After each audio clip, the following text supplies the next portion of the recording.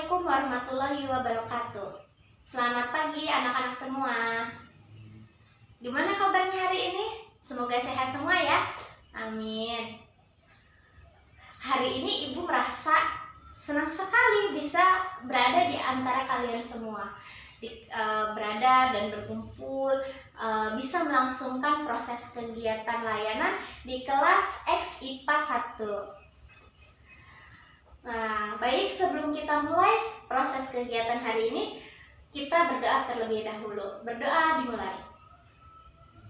Berdoa selesai. Semoga proses kegiatan hari ini bisa berjalan dengan lancar. Amin.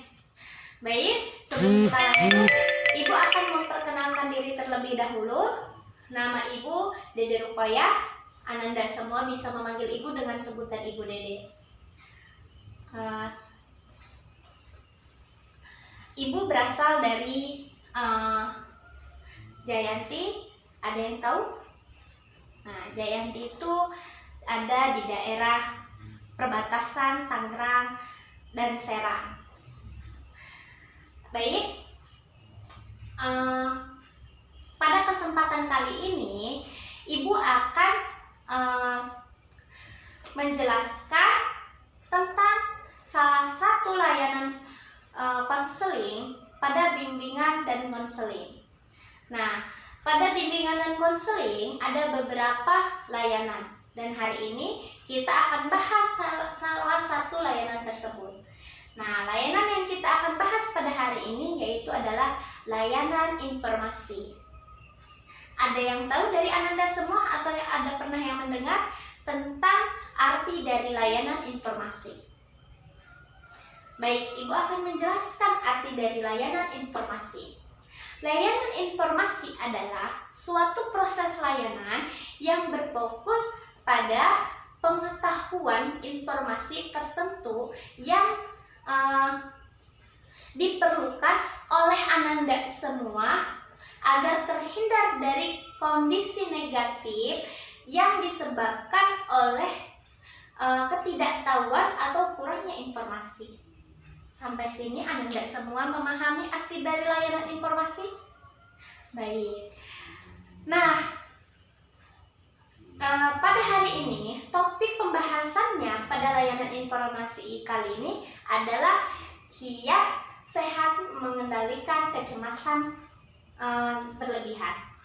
Kenapa topik ini yang akan kita bahas? Karena pada diri siswa, pada beberapa siswa masih mengalami rasa kecemasan yang berlebihan, sehingga topik ini perlu kita pelajari, kita konselingkan, kita pecahkan masalahnya. Nah, contohnya, ada seorang siswa yang akan menghadapi ujian akhir sekolah. Dirinya merasa cemas, khawatir, ketakutan bahwasanya dia esok akan menghadapi ujian. Suasana seperti itu atau perasaan seperti itu sebenarnya hal yang normal, hal yang wajar. Namun ketika perasaan itu memuncak atau berlebihan, hal tersebut bisa disebut bahwa Ananda sedang dalam kegangguan kecemasan. Baik, pada hari ini kita akan membahas tentang tipe-tipe dan penyebab dan hal yang akan berkaitan dengan kecemasan berlebihan. Yang pertama yang akan kita bahas adalah tipe-tipe dan gejala kecemasan yang berlebihan. Yang pertama, gangguan yang pertama yaitu adalah gangguan kecemasan umum. Di mana gangguan kecemasan umum ini terjadi karena munculnya perasaan cemas, khawatir, ketakutan. Kemudian pada ketakutan berlebihan yang ini berlangsung selama 6 bulan. Dan gejalanya biasanya susah tidur, susah berkonsentrasi, dada berdebar-debar, kemudian keringat dingin, badan mudah lelah, otak merasa kaku dan tegang. Itu gejala-gejala dari kecemasan yang kecemasan umum. Kemudian gangguan yang kedua kita lihat dari slide yang pertama ya. Gangguan yang kedua yaitu gangguan panik. Kemudian ada fobia, gangguan kecemasan sosial, gangguan stres pasca trauma, dan gangguan obsesif kompulsif. Nah, kita akan bahas satu persatu. Yang pertama tadi kita sudah bahas, kemudian yang kedua gangguan panik. Gangguan panik sama halnya dengan gangguan kecemasan umum, hampir sama, yaitu merupakan ketakutan yang berlebihan. Wah, saya takut nih. Takut akan sesuatu hal yang akan terjadi, atau situasi tertentu. Kemudian dengan munculnya kecemasan berlebihan atau rasa yang sangat intens secara tiba-tiba. Jadi ketika ada seorang yang tiba-tiba merasa takut, merasa dirinya terancam, nah dia itu termasuk kepada gangguan panik. Kemudian yang ketiga, gangguan yang ketiga yaitu adalah fobia. Anda pasti mengenal apa itu fobia. Fobia biasanya muncul karena kita ketakutan, merasa takut akan suatu hal atau situasi tertentu, atau kepada hal-hal yang tertentu, seperti misalkan takut akan darah, fobia darah, fobia akan ketinggian, kegelapan, dan lain sebagainya. Nah, kemudian yang keempat, gangguan kecemasan sosial. Nah, gangguan kecemasan sosial ditandai oleh rasa cemas berlebihan terhadap keseharian. Misalkan seperti keributan, kemudian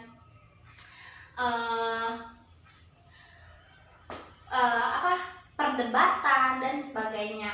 Kemudian gangguan stres pasca trauma. Di sini juga sama. Gangguan stres pasca trauma yaitu adalah gangguan ketika merasa takut yang berlebihan. Dia merasa seperti kayak misalkan dalam kejadian pasca banjir, dia mengalami banjir, kemudian gempa dan sebagainya. Kemudian yang terakhir adalah gangguan obsesif kompulsif. Di sini seperti misalkan dia merasa cemas. Jadi seseorang itu wajib dalam satu hari itu atau dalam 1 jam dia itu harus mencuci tangan selama 3 kali. Kalau dia tidak mencuci tangannya dalam 1 jam saja, misalkan dia merasa tangannya itu selalu kotor atau akan melukai dirinya. Nah, gangguan tersebut, gangguan yang 6 tadi itu adalah tipe-tipe dari kecemasan yang berlebihan.